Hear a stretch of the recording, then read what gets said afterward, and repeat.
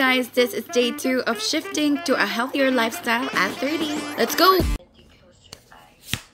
This is me and Louie meditating at 5 a.m. in the morning. Kaso medyo lumutang tayo, so medyo half awake pero half tulog. Oh, Louie, saan ka punta? Hello. Second day ng period ko. First stage pa lang tayo ng pagre-release ng aking period. Ayaw niyan lumabas, nahihiya siya. Shy siya. So, pinapakaramdaman ko yung katawan ko. Like, so I need to be kind to my body. Umaga pa lang, marami pang mangyayari today. At yun na nga, nakatulog na lang ako. Hello! Sobrang bagsak ng katawan ko and I just need to listen to my body. Bagsak na yung katawan ko. Gusto ko yung tumaas ng energy ko nung nakita ko pagkain. Kaloka. This is what you call lumpiang ubod.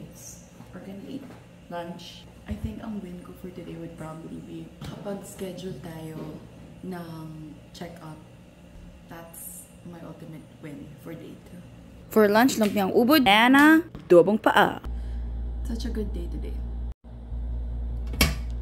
By evening, nakabawi tayo sa energy natin. Medyo nagka-enough energy tayo to actually move. Actually, sobrang extroverted ko lang talaga. Kinuha ko yung kanding-kanding energy ko. The Project OP peeps people.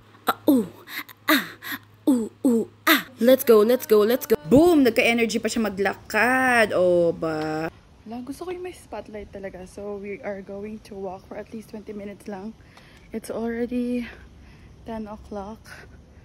Pero, push tayo. Let's just walk. 1 kilometer. Already 1.39 kilometers. Let's go. And that's 2 kilometers for today.